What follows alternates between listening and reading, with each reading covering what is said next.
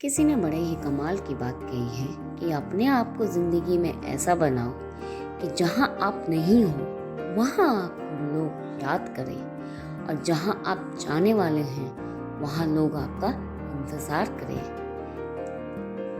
आज की कहानी गौतम बुद्ध के जीवन से। ये कहानी उस समय की जब गौतम बुद्ध जी की उम्र हो चुकी थी, लेकिन फिर भी वो गांव-गांव जाकर प्रवचन दिया करते थे।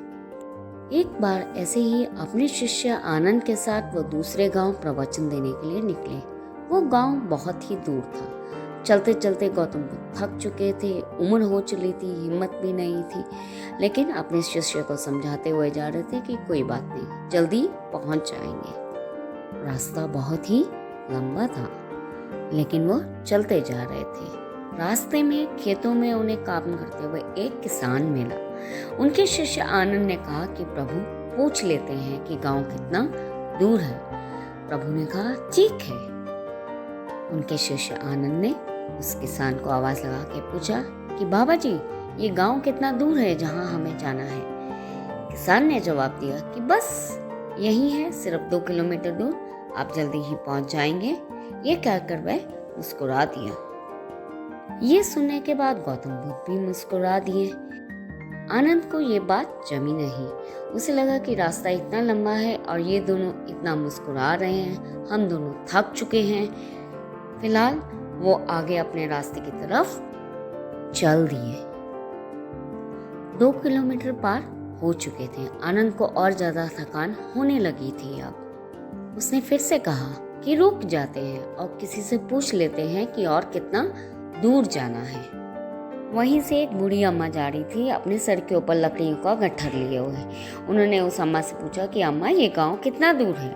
अम्मा बोली, अरे आप तो पहुंच ही चुके हैं, ये तो रहा सिर्फ 2 किलोमीटर दूर है, आप लगभग पहुंच चुके हैं। ये सुनकर गौतम बुद्ध मुस्कुरा दिए और अम्मा भी मुस्कुरा दी। लेकिन ये सब देखकर आनंद को फिर से बुरा लगा कि ये सब चल क्या रहा है। अभी भी गांव 2 किलोमीटर दूर है और ये आपस में एक दूसरे को देखकर मुस्कुरा रहे हैं। तब गौतम बुद्ध ने कहा कि चलते रहते हैं, पास में तो है, जल्दी ही पहुंच जाएंगे। और वो उस गांव की तरफ चल दिए।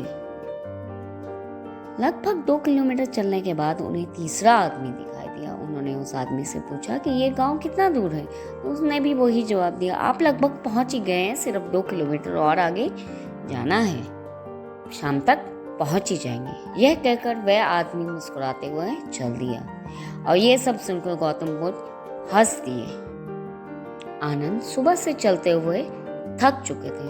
उनके कंधे के ऊपर जो झूला टंगा हुआ था उन्होंने उठा के नीचे पटक दिया और गौतम बुद्ध से पूछा कि प्रभु मुझे ये बताएं, आपने कहा है कि उलझुल सवाल नहीं पूछने चाहिए, हमारी एनर्जी वेस्ट होती है, हमारी ऊर्जा वेस्ट होती है, लेकिन मैं आपसे जरूर ये पूछना चाहता हूँ कि ये चल क्या रहा है। सुबह से हम चलते जा रहे हैं, सबने कहा कि गांव 2 किलोमीटर दूर है, 2 किलोमीटर दूर है, लेकिन गांव है कि आने का नाम ही नहीं ले रहा है। हम सुबह से चलते जा रहे हैं और मैं अब पूरे तरीके से थक चुका हूँ।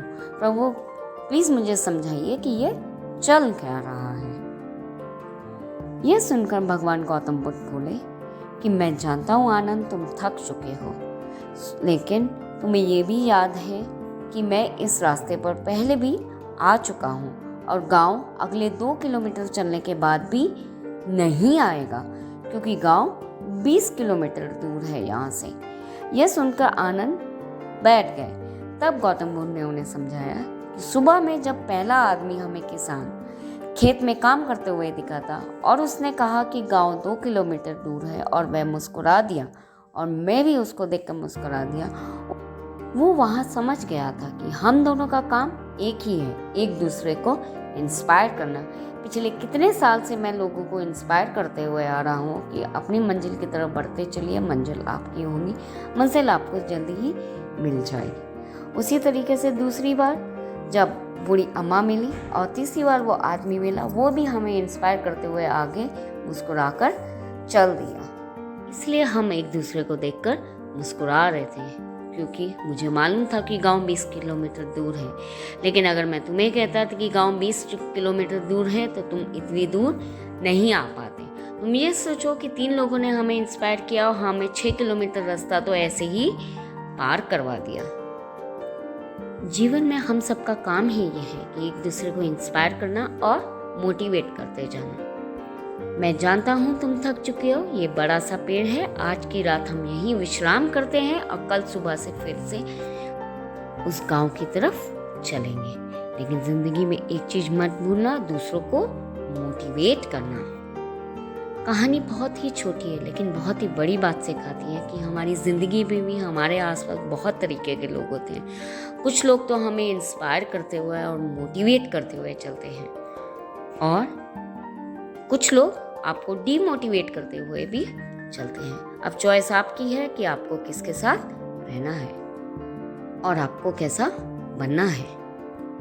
कुछ लोग ऐसे होते हैं जो बोलते हैं रास्ता बहुत दूर है, तुमसे नहीं हो पाएगा, या उन लोगों के साथ रहना है जो बोलेंगे कि अरे जस्ट आप अपनी मंजिल के करीब हैं, बस आगे चलते चलिए। Choices all yours. मैं तो सिर्फ आपसे इतना कहना चाहती हूँ कि मंजिल बहुत करीब है, अपनी मंजिल की तरफ दौड़ते हुए चलिए, थकना मना है। तो लाइफ में सबको इंस्पायर और मोटिवेट करते हुए चलिए and success will be all yours.